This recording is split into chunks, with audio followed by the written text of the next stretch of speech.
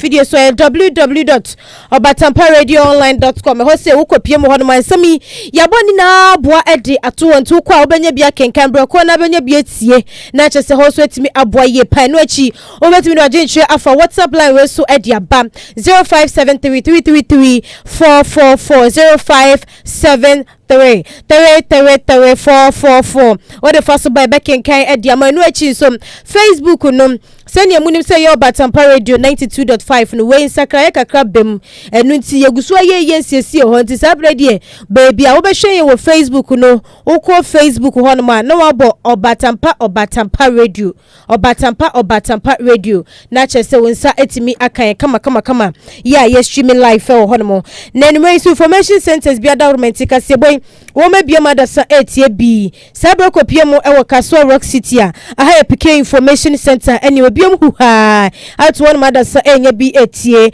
wo mo be pono so esane ba se ho mancho hu doni na PK information center wo boy adwuma nya mehirawo back to sender information center so ogomo afete pioneer information center we wutu adawo kwa UN information center e wo Kaso tipa Oforiwaa information center e we wutu breku roman school big brain information center e we wutu breku motor station wo muni na information center Kyei yo mabie makase boy unya bi etie enwe kase boy no dodo na no ebegina ko mabosika yereke no Oforiwaa ede kopio ma hye fie don hwere ba ko konim yenu so anase mienum honom no woja na so ekenkan ye no esanse bia wanya bi entie unya bi ko etie ya yebebu ne to akan kasemu na wetimi ehunu ne a wokan ye pote na ensemo yede eba no de bedima kutini bi eni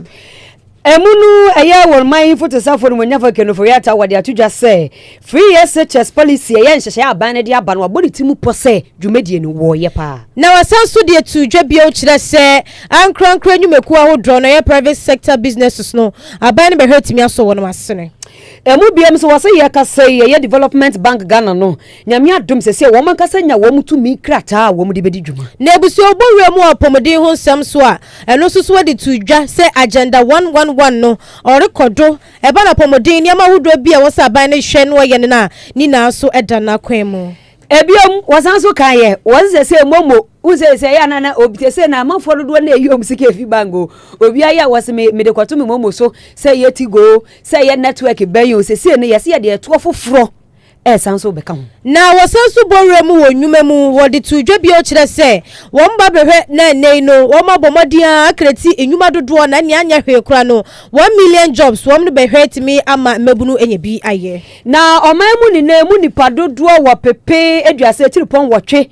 30.8 million yen dodo wa Ghana ha no yesi emu ohamabu pandu 10% pe na etuato na kasiebo isumu no unim se yerake no Oforiwaa de tudwa se tobutu no wo ma behwetimi ye afiri hono esa so mususu se ya na de traffic chiba dodo eba ne se susu a embo ma kwebedi etimi fa ne tampa mfra na Ghana fo bia choro madwene se ye kodi sa agare mu yitu afiri ho ana tobutu ensam de dodo na eka ho ena enwumre nuanu manu yatena se a ye bete se ne sere ne abasade ama wo sa padifo ye ambete ye nkan eyeme afia yebowa aboaje akohima anadwo yimene Oforiwaa Amanfo Aketepe kasebo imaseda ya fama Jia Herbal Clinic wa scientific herbal clinic ne waja basobodie pi na esa nyuma pa woye wotu yade ase ama yade afede ama ni pedua sanso atie agina na so brane aye adwuma bio enemre mu Ghana no won ukobakra na da sen na ama me ne wanse de so ye yade eti abusu ama yade mbubu hu da mu wie kire nkase ye mi hu yanka enemu ya yade ne bonka ye no kopie mo Jia Herbal Clinic say ye stroke na air bonka diabetes, sexual weakness, hepatitis B, syphilis, stomach ulcer, malaria, typhoid, hypertension, gonorrhea, ni nanom. Just to Herbal Clinic, HSO, the numlani a habekesi ni atenete diamo. Necho kwa breku kasi Wakain Junction. Dr. Enibo Oforiwaa number ni 0246 354 747. 0246 354 747. Wano na cheso NCO ya wada Just to Herbal Clinic anom. Na Ayekoo Enterprise so edimu atintima ye pa wasi meme mommo modern na mahu feso muntade hyemu no enkasa fama mo etiba ne se men's suit, shirt, t-shirt, trousers, jacket, fruit isukosu na se mpaboa, shoes, slippers, sandals. Ni na benye bo Joyako Enterprise akachi nkwadani ya manso ubenya BL hono Joyako Furniture senso sela eno so eka hu bi ye no eba ne se nkonya papa e DCC offices menu echi tables and solid dear center tables, TV stands, dining tables. Ni na benye bo Joyako Furniture sa homai ubo modern from sabeka Joyako Furnitures Brekona no Joyako Enterprise eni 0249373517 and 0277788809 na 2 steps real estate so eka ho ya waso yasene ye pa wose ensase nkomode na busu ogusu a wodidi ama wo no na sase no wo chese nei no enchakra na wona ye kura ne sam a chese etumpon wano se bia be wadwe sase no nsuo ebeta ho turu si dan wi na nsuo be yira for de ntisa asase ho manso so omokura de omakache de ye fofo fichire na wo ye lands and estate developers wo so surveying property agency building construction ni no mo ye bi na document ye befa asase no ho na chere asase no kratasem na no fidi bonto ya wuntu ya hwe wono check ko kaswa womuni UMB bank na din hwani mu from 02458232805444245448 enu achi beat homes so eka ho ye brepem ye de wo mu nkomodi ebeba Obaatanpa work 2021 so nyame ya aduma enche ye de ho nkomodi na beba ye ne ye betie simonte so ya tenetene ya pomu ne ya nanti kwamu ye pana ni na akako ye nije kwan so ye di munchemu na beba obrako a ye to akase ebo no so nme sidi ye di kan bo ye dino ye twa ye ho ba kase bo dem fo bo ye chidom pampe ene yesuesi edwa ye di eba to na do apia de yen eko Facebook Obaatanpa radio ena mekunya mponso tine chabo bo konsom whatna konso ne chibebo eni ebetwa goni na ede amayen na ye ntwa ye hombra na kase ebo ni chiremu ento asosisia.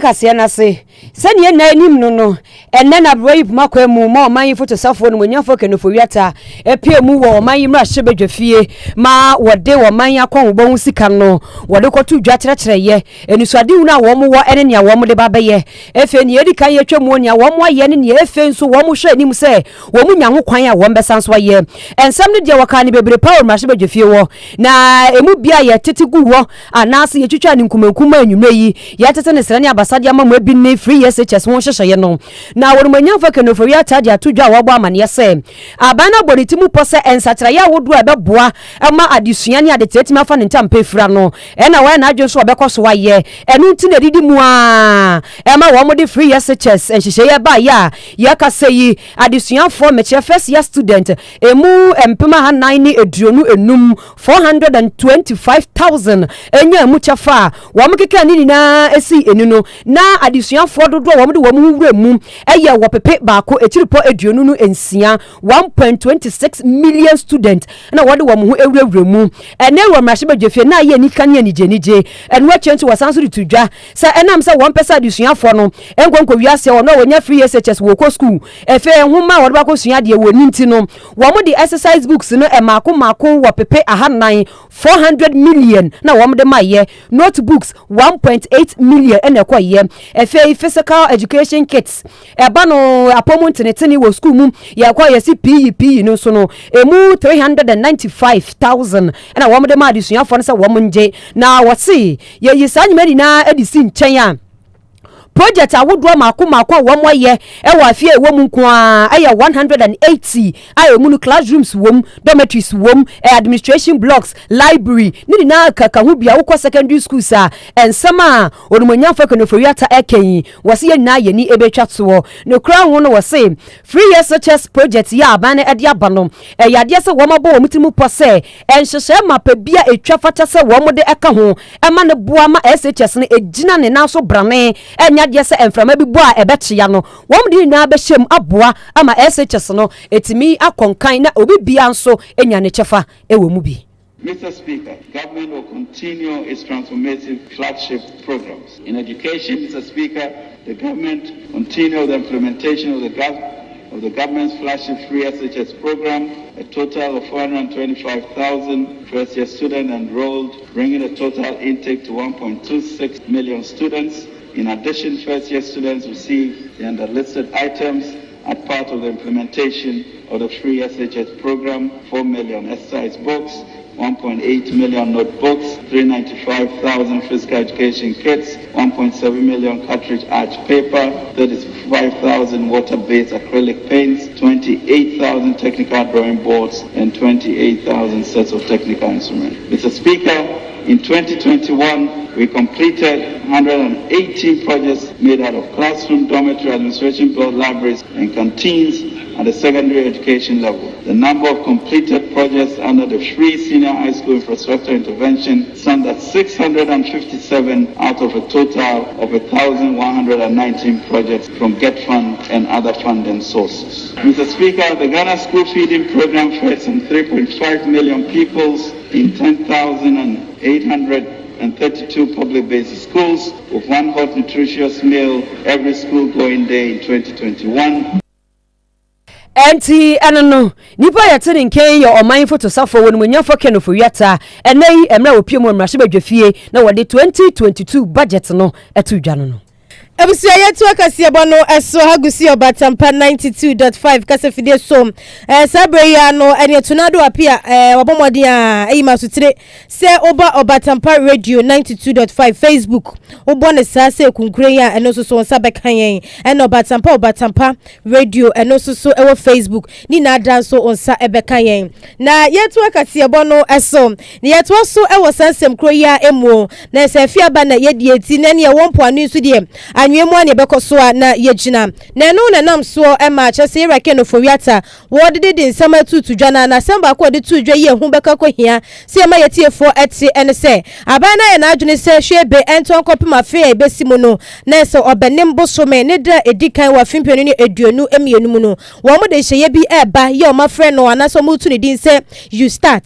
na chese we no eyedwumadi shunku bia abana chese wo ba benam som na wetimi aboa man ne no ebenam sa kwan no so ma mebru dodo na betimi anya adwuma ye na se we no mebru no wufri mufi na chese wonsa no dwuma bia anase bi kwa bese wo bie business bia aban diska botiri betimi aso wasene oni se penifo ka so se de ofu duapa ne ye pia na sebe de opa de pan so okotoko ne ya ne yenye na bro eti we no aban betwe sika botiri bi de ato wo de tudwa de wo chem se wo ma yo ma dwe se afi bia no wo mo de 1 billion Ghana cedis ene bedi sa adwumadie no ye mu fi ase obenem bosome ewo afi ampimienu ene eduonu emienu no mu nebusia sira ne nkomodie wode etu ejam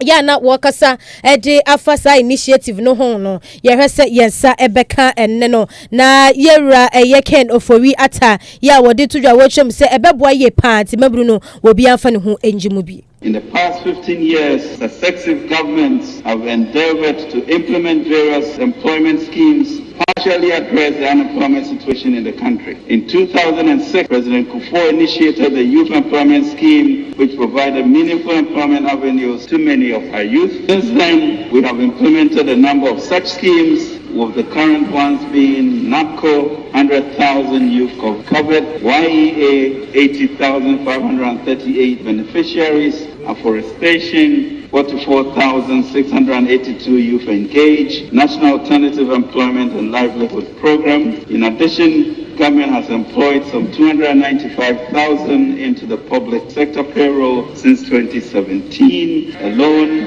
and in 2021 alone, financial clearance totaling 72,825 has been granted. Mr. Speaker, in spite of these efforts, we continue to have a huge number of our young people without jobs. Mr. Speaker, this budget is redefining our development paradigm by focusing on the private sector, particularly particularly on entrepreneurship development. We will build an entrepreneurial nation by aggressively implementing programs that empowers the majority of our young people to employ their God-given talents to take risks and become job creators instead of job seekers. In the pursuit of this objective, we will address the challenges our existing and aspiring entrepreneurs face. These challenges include access to credit and finance, regulatory and tax burdens, lack of skills, as well as mentorship. We will do this whilst intensifying our efforts to support the private sector to expand and create jobs. Nenu achin wasisa dwumadie ye friend say you start no wo mo bebo aban no ma say ni swade hu no ewiamudie no so abusua wo bobo safo yi edin peso. Mr. Speaker, implementing partners of the Youth Start. Mr. Speaker, the Ghana Enterprises Agency, the National Entrepreneurship and Innovation Program, and partner financial institutions will serve as the implementing arm of Youth Start. Entrepreneurs will be able to apply for support through a dedicated Youth Start online hotline. NEIP will also engage our faith-based organizations as partners for the delivery of essential artisanal skills, business competitions, and feasibility studies, and introduction to financing institutions with a commitment of up to 10% of GOG's contribution to the Youth Start program. Mr. Speaker, Youth Start will provide our youth with the following: training, skills development, entrepreneurial support, and business advisory service, funding, access to competitive credit and startup app, enterprise promotion, mentoring, and access to markets, including portals to facilitate digital linkages between youth-led enterprises and other businesses and relevant government agencies. Youth Start products, Mr. Speaker. Youth Start will support youth-led enterprises with the following products: district-level loans under 10,000 Ghana cedis after 2 to 3 months of training, soft loans of up to 50,000 Ghana cedis to help startups, in particular by young graduates and school leavers, and small businesses to expand. Starter packs, soft loans tied to equipment acquisition of up to 50,000 cedis for individuals and 100,000 for associations and groups. Any Kyei Raken Oforiwaa. Yada swagina sa nkomodie na mu na emu wa mrahye badwafie no menyafo Oforiwaa tatoko so kyerɛkyerɛ mu sɛ yɛka sɛ yade sɛ abana ensa ka wɔn wankasa ne operational lances aye no ɛbɛma ne kwan ama wɔn mu asi development bank Ghana a ne sa ho wɔn mu hwɛ ni mu sɛ ɛyɛ ɔman yi sika kora bia batan no Bank of Ghana ɛde eticha mapa ɛbɛta wɔn mu akyi aboam bɛkɔba sɛ so obi mpo ba bɛgye bosia wɔn ma ɛyɛ na ensihu ewu akyire no ɛnkɔyɛ mumuruntum kase bi saa mebeye nia ebeda from boko manipa no so dwumedi a wode kwakoye no wetime awie ne mudie mu na emfaso a wope no ne nsa timi aka. Mr. Speaker, I have great news. On Friday, November 12, 2021, the good governor of the Bank of Ghana formally handed over the license for the Development Bank of Ghana. With the establishment of the Development Bank of Ghana, which is being capitalized at, Mr. Speaker, $1 billion, of which we have already gotten $800 million now. With the establishment of the Development Bank of Ghana, government will provide a powerful response to a long-standing desire of our businesses to easier access to medium and long-term loans at affordable interest rates. Not only will the Development Bank of Ghana, as a wholesale bank, provide loans to financial institutions, it will also provide partial credit guarantees to complement the efforts of GSL in agriculture and agribusiness. Entiania yeti ye your mindful to suffer when you fucking Oforiwaa. Yantua so ewo sansem kroye mu ye gina mu ewo ni nkomodie ye a wodi ye ba na dwadie ho sansem a na wodi tudwe bi o wo twem se o man Ghana mu no yenim se enya Ghana fododo na wo won man kasa nkwankra nyuma wo ma biebie de friend say private sector businesses no enya o rekodo ye pa ewo man Ghana mu na so no unum se etuo se betimi ato a na che se enya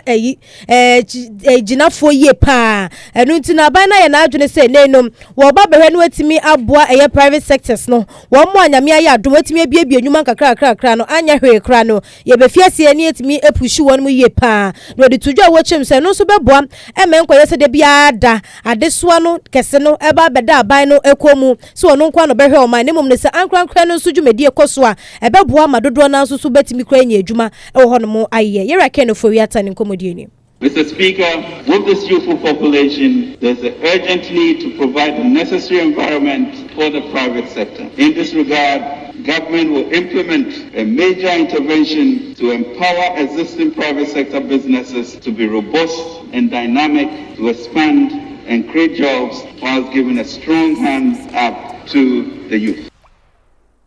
Area yeti ye Raken Oforiwaa Ghana for to some phone no. ene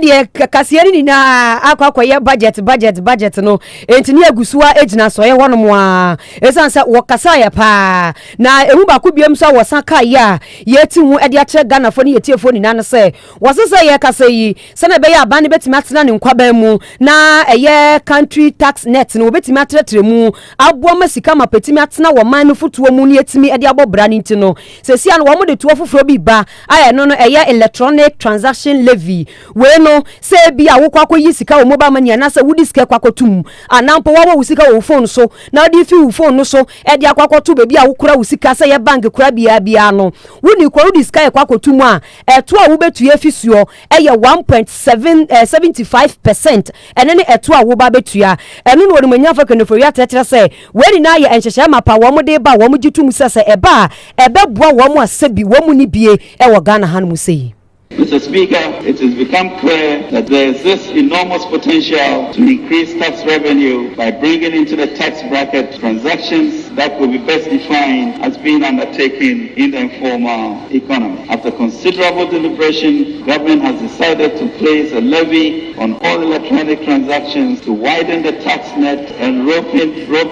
the informal sector. This shall be known as the Electronic Transaction Levy or E-Levy. Mr. Speaker, electronic transactions covering mobile money payments. Mr. Speaker, electronic mobile money payments, bank transfers, merchant payments, and e-mode remittances will be charged at an applicable rate of 1.75%, which shall be borne by the sender, except e-mode remittances, which will be borne by the recipient. Mr. Speaker, to safeguard efforts being made to enhance financial inclusion and protect the vulnerable, all transactions that add up to 100 Ghana cedis or less per day, which is approximately 3,000 Ghana cedis per month, will be exempt from this levy. A portion of the proceeds from the E-Levy will be used to support entrepreneurship, youth employment, cybersecurity, digital and road infrastructure, among others. Mr. Speaker, taxi Ayekoo Kase3.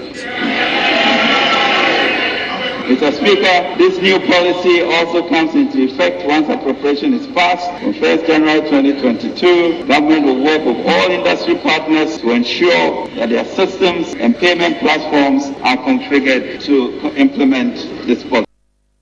And to a man for the self for Oforiwaa no watch us as I say mobile money so kwako you and as odu kotuma wom yede ba beto to so ama yetua no enu bi ene yede ba bekudi etia cyber security efe so ya kwan ya atete apansam no so won be besiesie yede ebi su bebo nnwuma ama emeburu no enya bi aye ewo Ghana ha enti Adwoa una ata pesike yi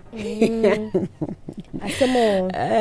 it is say na say mobile money no penifon ko modie kakra mo ne yedi enchemu na kakoye se wo send no anu na wo betu enye wo de wo ka koyi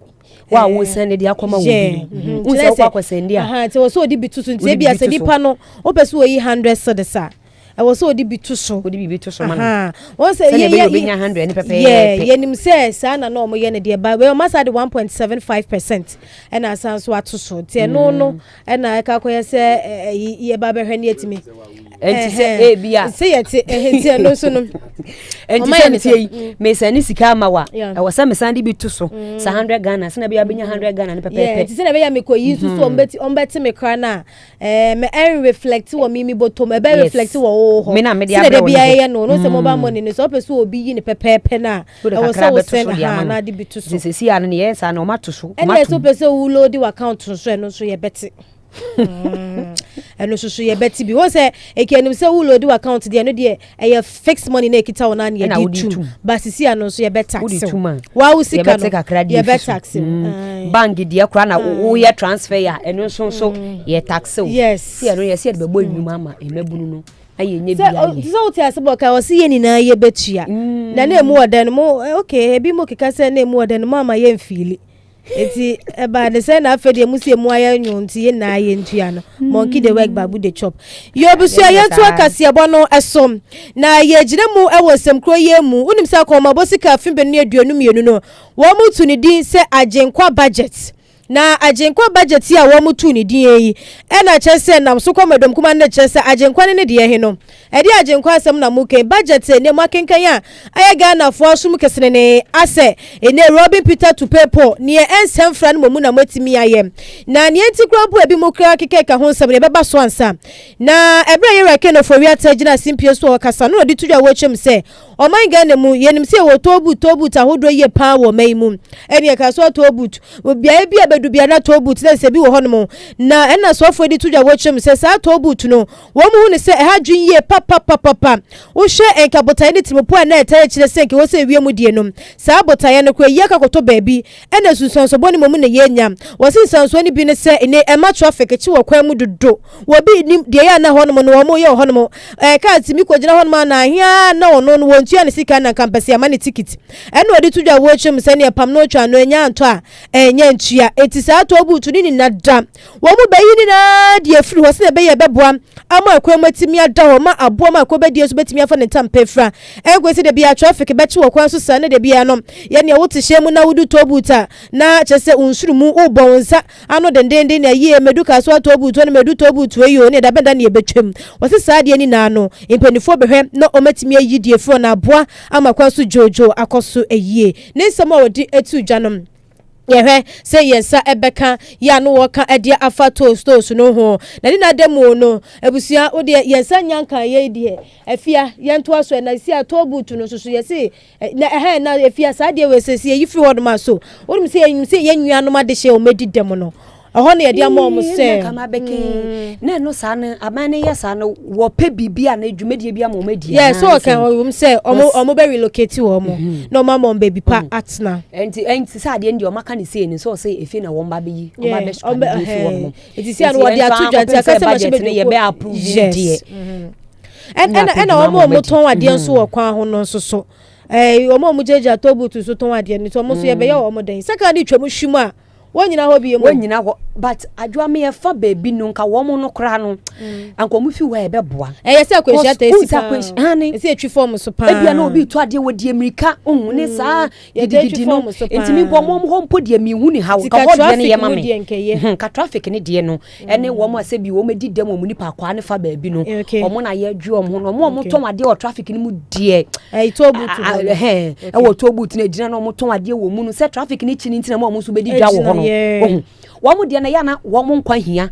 sa na wo mu kwa ne de sane mu pa nti wo mu de wo mu fi ho no mo anka be boa me yi so nyame admo china so ye be ko wo mu ho na wo mu susu nkomodie no nkomoni age wo ma je shred afa so ebe ha wo mu ana sabre ya so afo yi di tudwe se ahwe ya na ye tobutu ye be yi di afiri ho yi so se yi firi ho a wo mu so dwumedie na be ko sen nie ebegu no ana se be gina na so ana se de wo mu hwe ni mu no ana mpo saban ne so obeyi afiri ho a sisi alternative ben wo de ma wo mu eno so nkomodie ni na nyame ya aduma wo china ye be ko wo mu ho se sabre di ade asa nyame ya aduma china wie mu ho no ye be ko wo mu ho no mo so ton ade wo tobutu awodro no ye bi so wo mu se so to ye ne ye ka ho asem no mo gene sen afia ye to aso mame to ade no so ye to aso de ne onumanya fa kan Oforiwaa to man foto safo what was di nkomo no wachire mu se eye afi 2021 population and housing census ye koso yi e ma ne beda adi se ye kasa yi o man mu nipa dodo wa Ghana ha ni na ye wo pepe aduasa chiripo enwotwe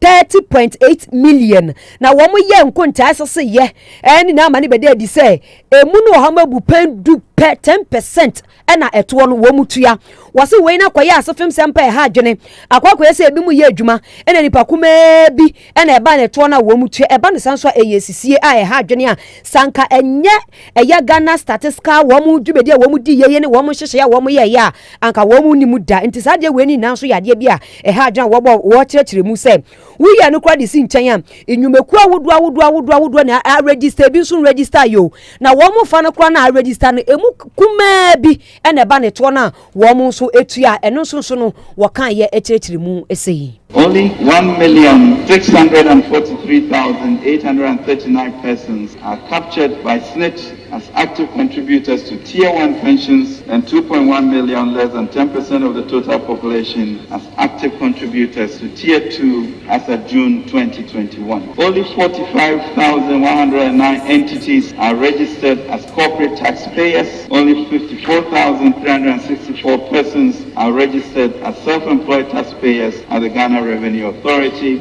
and only 136,198 entities are registered businesses at the Registrar General's Department as of August 2021, of which 80% are self-employed. Mr. Speaker, compared to our peers within the middle income brackets, these statistics are a poor reflection on us, and we need to change the narrative. We must resolve by the next census, we should have changed these statistics to become an upper middle income country in line with our Ghana Beyond Aid agenda. We must far eclipse the 20% threshold of revenue to GDP ratio of our West African peers by 2024. Mr. Speaker, below are the regional breakdown of tax contributions from 2017 to 2021. Nipa yati ni Kyei eye wo manfo to safo no manyanfo ken Oforiwaa. Ebusia ese sankofo we ya na ye nchirinti yenko yera ken Oforiwaa ni nkomodie ya na wo ka e de afa tobu tu ye ne wo kire se na hye bedwekuo no asi edwa no mo tu tonto na bibia wiemu dia ye betimi ahwe ye firi ho no se ne osi kire mu efaye. Our roads need fixing and building. Our roads are being fixed. It is true that more roads have been fixed and are being fixed over the last 5 years than any relative period in the entire history of our nation. We even want to do a lot more, and this budget will cater for this. That is why for decades, governments after governments imposed and maintained tolls on some public roads to raise funds for road construction and maintenance. This is the situation in many countries. However, over the years, the tolling points have become unhealthy market centers, led to heavy traffic on our roads, lengthened travel time from one place to the other, and impacted negatively on productivity. The congestion generated at the tolling points, besides creating these inconveniences, also leads to pollution in and around the vicinities. To address these challenges, government has abolished all tolls on public roads and bridges. This takes effect immediately. The budget is approved on appropriation. The toll collection personnel will be reassigned. The expected impact on productivity and reduce environmental pollution will more than offset the revenue foregone by removing the tolls. Any ayati ye yeswafo a wo hwe sikasam to yeso yera ken Oforiwaa na yetwaso woni nkomodie mu a wo free eye tobu to honsam no en wodi na nichire mu apomode honsam mu na no susuro wo chechire mu na osi agenda 111 hwehwe ye aban no ede ebaye ya na wo hye se ne wo besi ayaresabia makomako oha ene baako ye no eye mesina hodo ayaresabia eno achimanta makomako ensonso a any regional hospital so besi and a psychiatric hospital so makumako mienu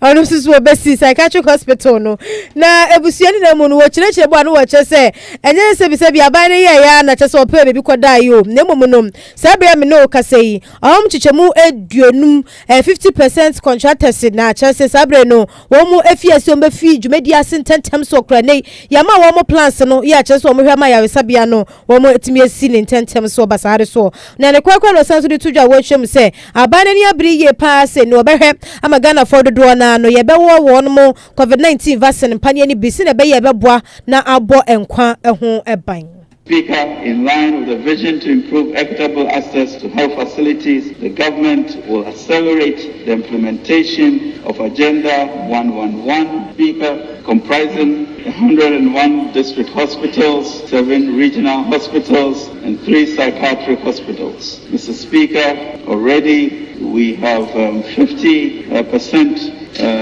of contractors having been given and handed over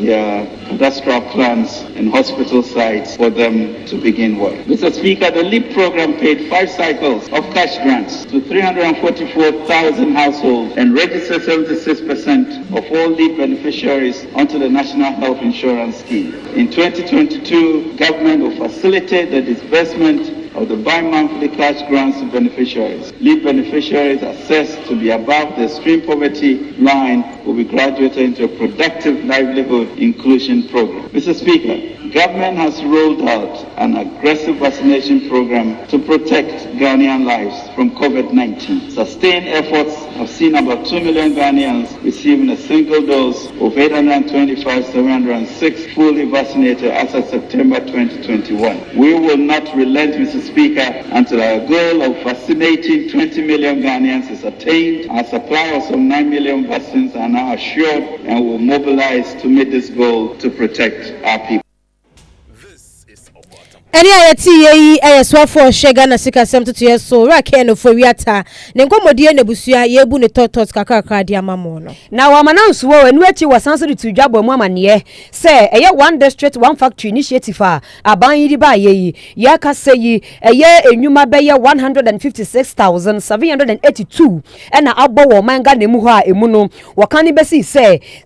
enam one district one factory yi sunti no factories ahodo be ye 278 ena wo musisi a emu no wo hwa 606 ena ye wie kura edi dwuma wo Ghana ha efei ne kura mu no wo sei se nyame ya dom na factories ahodo aka se wo mutimi wie nko ade a ena enyuma e ba bebo e wo mensin be ye 134 ni mu de enye enyuma ketwa kura eno so bebo kwan ato ama emebunu enye mu dwuma fadodo na aye. A total of 278 1D1F projects are at various stages of implementation, out of which 106 factories are operational. The companies that are currently operational have created a total of 156,782 direct and indirect jobs, 17,451 of which were created in 2021. It is expected, Mr. Speaker, the completion of the 1D1F projects currently under construction and in the pipeline will create additional 131,817 direct and indirect jobs in 134 districts across the country.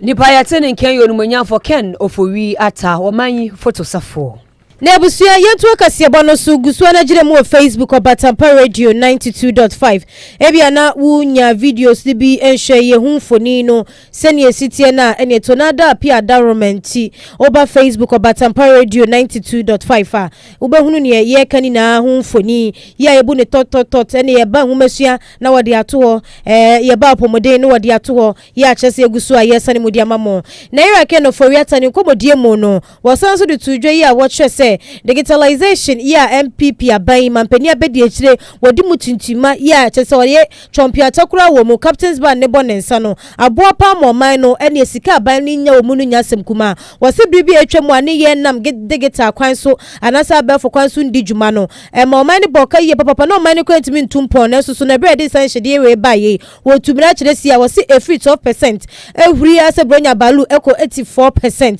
we umpewe na opedent no so aboa ma nyesika ni nano eko amampuncho nso ayega na fochefa. With digitization, state institutions are more able to plug revenue leakages and thus increase internally generated funds. That gives them the capacity to potentially pay their workers better wages and reduce borrowing by central government for capital expenditure because they can go to a bank on the strength of their own books and so reduce the country's debt overhang over time. Mr. Speaker, the Ghana.gov initiative and its performance also indicate the opportunity to harness increases in capital captured economic actors from 4% to 84%, which creates a real chance to achieve the intended expansion of the tax net. Currently, we have 49 institutions of transactions through Ghana.gov. However, the number of institutions expected to go live by end November 2021 is 165. The total value of transactions from May 2021 to October 2021 amounted to 34 billion. We believe this initiative will be truly transformative of our revenue mobilization and service delivery agenda.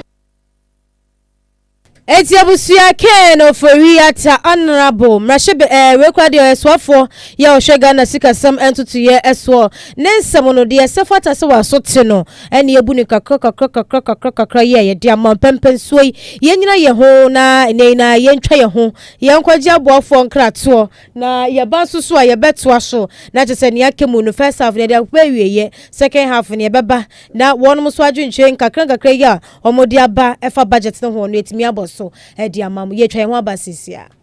I've been hustling in the morning. Don't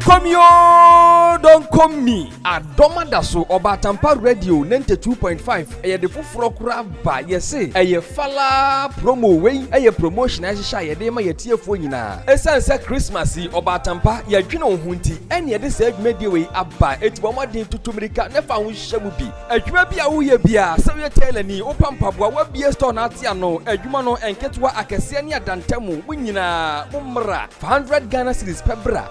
Nye advert enfamao 1 man wetin Obaatanpa radio yen premises ase na ne mpanyinfo abetena se ne de ho hyehyeye atu anim oba ya bro sankese a ewo Jamano Plaza ni mu a ye beje so eba ne se openchiremu bia fra mpanyinfo e na nyomu ni nkomo ewo 0509 543 881 0509 543 881 eye fala promo.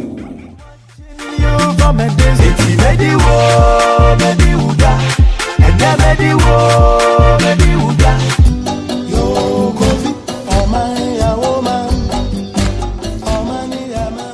Yeka Kosisen, a dwumadi foforo kura Obaatanpa 92.5 radio medical for yahye ayede ba besom yetiefo kwasia dei ene kwasia de biara ebra no nwotwe abo ekopem se no dubebo ye betena se ye beye osum mpensempensemu ye bedi na wotwe mu nyina nkomo social issues bebem ena current affairs so ye betena se edi nkomo edihyan ebra ye ne animdifo akukudam ne atwotworo ma bene ye digestive issues ne yentimi nyamu ntiase a interviews e gina nan so ne nyina ye de ebra wo Yeka Kosisen edwumadi so Kyeame Odomankoma Kyeame Kofi Kyei Baffour kwasia dei ene kwasia de biara ebra mreku nyampon tachiri ne edwumadi abramo eba ne se openchiremu bia na se opese oso yasen edwumadi so afre ewo 0243 249545 ana se 0543 712778 Obaatanpa radio 92.5 no kurenkwa.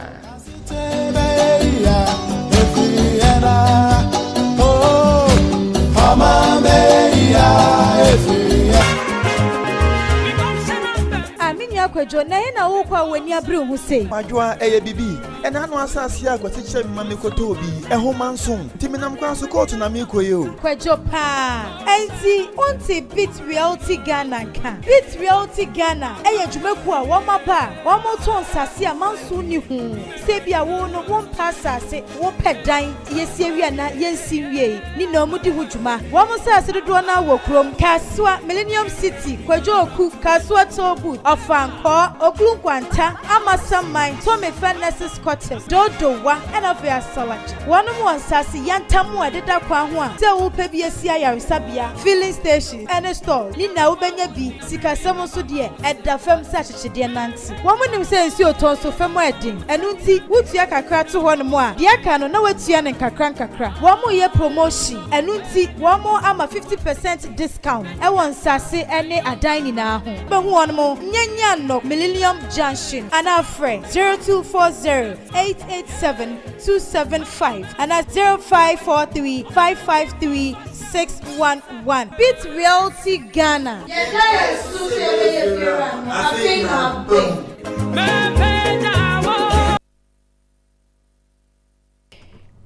ya da tie fori na asesa maje bre ma yetwa yehu sima aba yento akase ne so na mra wor manyafo ke no Oforiwaa ta wo manfo tesafo e de eye pa budget yi na akoto mra chebe dwefie wie ye kirekiremu ma yebubu no tofa de ama wo no e na dam dodo ne ba no dani won manyamfo wo sa Kyei mensa bonsu e de tu dwabo ho amane ye se ye kase yi se na budget aba betu dwa yi we ya de a eye ahyase afofo kra e de ma wo man ga na yi enyama ato ache wache uni na no wo motenetene na aboa titru no COVID-19 bre yi mu no enyama bi a ankoyie economy no efe enyuma eni asetena mu impontu esesa wo mo de ba no eyade esa wo mo ahwe ama ni na e ba be konkan. Mr. Speaker, this nation must develop COVID-19 or no COVID-19. Yet, recognizably, COVID-19 has effected considerable devastation on the economy. And the economy is distressed. Business have collapsed, jobs have been lost, lives indeed have been lost.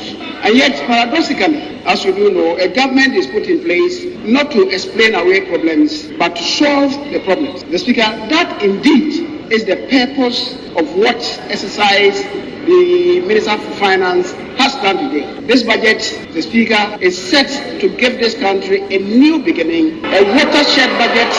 that will mark a new beginning for us as a country. Enti no se COVID-19 bayo se COVID-19 yamba o e wo se wo man etokoso aye adwuma ne sa hunti aban e ye adwuma den se na be ya wo hawni ni na no wo be hwe ama eso etwa ye dom dodo ne ba no dani woni manyamfo wo se Kyei mensa bonsu debusio nim se ba ne se yi a yekenkan budget wi adom kase ne kasa na dom kuma no so akasa na enam so e ma che se kinkan wi ye ne yera Kyei Salato Forson ya wo ye NDC ma hwe bedwani de ma de hye wo adwuma ko enya na esi ama ton peso so e wo finfini mante bono na kasa de medom kuma ne ba ne sikasam tutu yeso a wode tudwa ya wona nsentwefo edi nkomo no se anya ne wanwa kra se akomabo sika ba ya ene taxes nko a wo se no woni mpa se bibisa eba na so do wonim se emu be ye den sa te ne Ghana fo ade ende de aba na aba no yensom sei. Let me start by saying that I had always anticipated and had the fear that this budget would introduce some hardships. But unfortunately, I never anticipated that the magnitude of the hardships that this budget will introduce will be so high. Our finance minister has just presented the budget statement and the financial statement policy of the Akufo-Addo government for the year 2022, pending the debate on the details of the budget in Parliament, and obviously the full analysis of the final economic outturn for 2021 in the first quarter of the year. The minority in Parliament wishes to make the following initial comments. The 2022 budget has been presented at a time when the Ghanaian economy is in deep crisis and is indeed in complete shambles. Ne krakra no na wosan so edi tudwa chese Ghana for dia ye ne de e wo musa se mu ode na so dom kuma ne beji ejine mu pa ejine Ghana for chi eti wo hwe momo tax any taxes ayade tututu sikasem ehwo ne dia dom kuma ne mpene so kra ema ne no aban no emphasize hye no emma. So simple put, what this government seeks to do is that from January 2022, every single remittance from anybody living abroad to your mother, to your father, and for the purposes of your investment is going to attract taxes from this administration. We think this is not acceptable, and we will advise ourselves when the time comes. Again, we are seeing that they are going to introduce a special tax on mobile money. We have served notice through our minority leader that the minority caucus of Ghana's parliament will stand by the ordinary Ghanaian, in opposing this Momo tax. Let me also say that we have seen a 15% increase in all government fees and charges, and we think that that is a bit too much, and the government may need to think about it. These new tax measures will bring great suffering to Ghanaians who have already been choked with taxes. Any ayeti ye Kyei Solato Forsen edom kuma ne kasamafo eba ne sikasem to ye mu mahye dwefie de kase abono abawie ye na ye fama dwentwe bi amode fa Facebook ba ye no ye kenkan fama mo ye da masi ye pa ye free Facebook na so ba ye masanso age your fel so eliti mame free asie free hanum say na se kobi edi free kaso na ba ye eno sisi na momo ye de tax ato so de akoya na se baby girls no muhu mema ne mobo kakra na mumre fie mbeji scan sense de bia meka se momo no opani 18 so eno wase o gidie abamu ye pa na enenso eni da so mapa ho de maga na mebru no esane 2022 agenkwa budget de yankopon hira mampani wone na pamfo na danso Kofi so no wase wonderful news pa you are too much pa ya da se confidence so so ultimate share na de ba rainbow enso de free cash one ba no wase 2022 budget no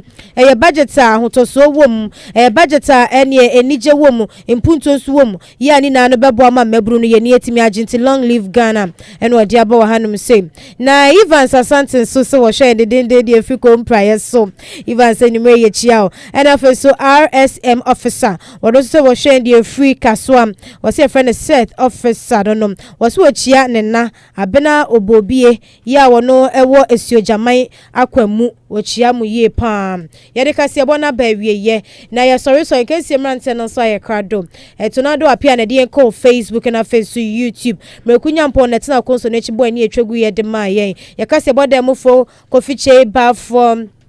enwechi abena Boatiman pa kwesi listo Abrantepa na eye nana yaw nana Kyeame abena Boatiman muni na gifti mutimi bo makase bono ewie mudie na yeso so ye jebre ye si edwa ya yeso makase bo kwanso ye me Adwoa Oforiwaa Amanfo Aketepe mene afia yebowa aboade akohima yeso isu die ne yeda muni na ase amamumu anitia